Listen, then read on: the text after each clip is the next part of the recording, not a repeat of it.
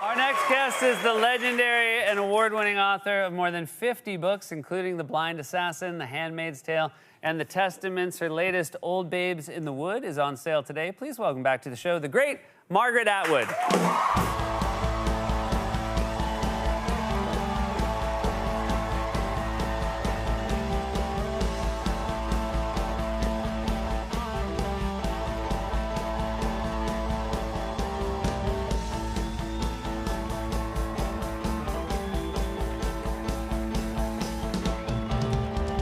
Welcome back, Margaret. Well, remember what was happening when we last saw each other? We were about to have COVID. We were about to have COVID. Yeah. It was 2019. It was right. It felt like on the very eve of it. It was. Yeah. Yeah. And what's happened in the interval? Every- No time at all has passed. You look just the same. Thank you very much. I think you look maybe even younger. I think you've done extremely well for yourself. I do want to talk, because the last time you were here, we were discussing your wonderful book, The Testaments, and we didn't discuss a thing that I knew to be true, that you were going through an incredibly tough loss. It was true. a time of grieving for you, and it does seem like this book is maybe a means of addressing the loss that you went through. Yes, well, I walked off the plane right after Graham died, and I walked right onto your show in a state of shock. And this was your I can't partner remember for... anything I said to you. Well, it speaks Except to... I read your hand. You did. You gave me a palm reading, and I remember you said, I think COVID's coming, and I'm like, I don't even know what that is. I did not. You didn't. You did not say that. And this was your partner of over 50 years. Yes.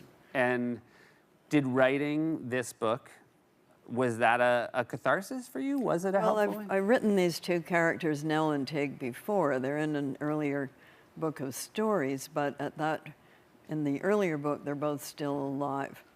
So in some of these stories, they're both still alive, and in some of these stories, one of them is not.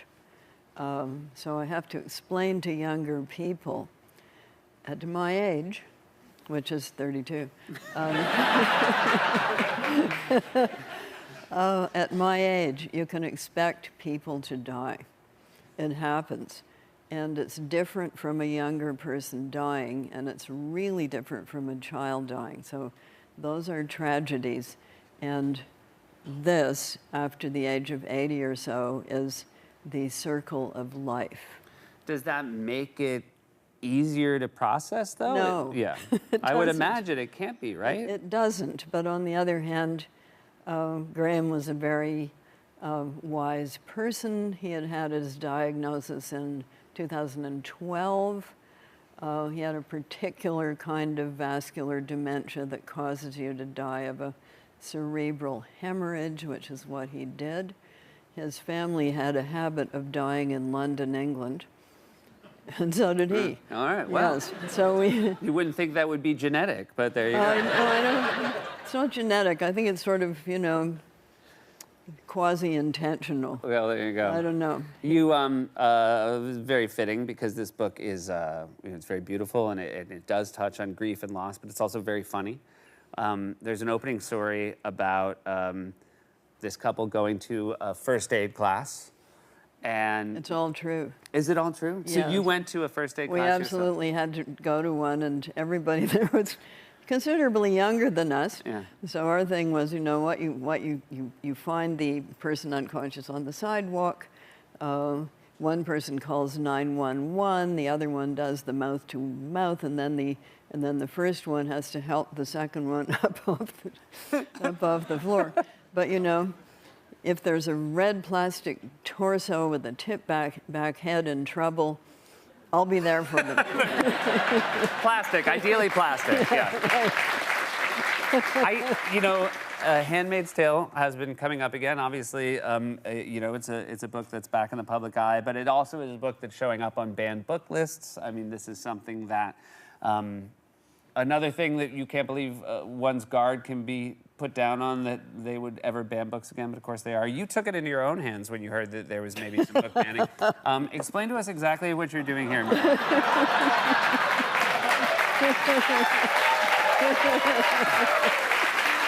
Okay. This is the Unburnable Book Project. Okay. Yeah, so that is actually an unburnable book. And we did a little video of it. It actually took them about 5 tries to make one that wouldn't burn, but they did manage it. And that is a real flamethrower. Did you take a class for that, Margaret? No. You seem very confident with it, I will say. Yes, they were a little worried. And, Yeah. and after we had done the shoot, they did take it away from me quite quickly. Yeah. Well, it certainly would be very ironic if it's like, good news, the book didn't burn. Bad news. We lost Yeah, Margaret. they said, no, it wouldn't have been me that they lost. It would have been. That's true. It is. You did know well enough to point it out. None of my enemies were in the room. Well, that's all right. They were just for insurance reasons. They couldn't even take that risk. You know, obviously, over 50 books. You're incredibly well known, but I do enjoy hearing stories like this because you know it reminds us all to be humble. Is it true that you had a book signing once where no one showed up? Oh, it was so humiliating. Oh, yeah. So it was in a mall Okay. in Winnipeg on a Tuesday afternoon. Okay. Nobody was in the mall, and certainly nobody was in the bookstore. And there I sat with my little book, my little table, and outside in the mall hallway, as it were, I saw this guy coming, plonk, plonk, plonk, plonk, plonk, and I thought, here comes my customer. He opens the door, he comes up to me, plonk, plonk, plonk, plonk, plonk, and he says, "Where's the Scotch tape?" And I say, "I think it's at the back." He says, "Thanks." That was it. That was it? That was the entirety of it? That was Well, it. I mean, they say there's a rule in publishing: never do a book signing in a Winnipeg mall on a Tuesday. Well, my first book signing was even better or worse because it was in the men's sock and underwear department of the Hudson's Bay Company, a department store in Edmonton, Alberta, Okay. in 1969.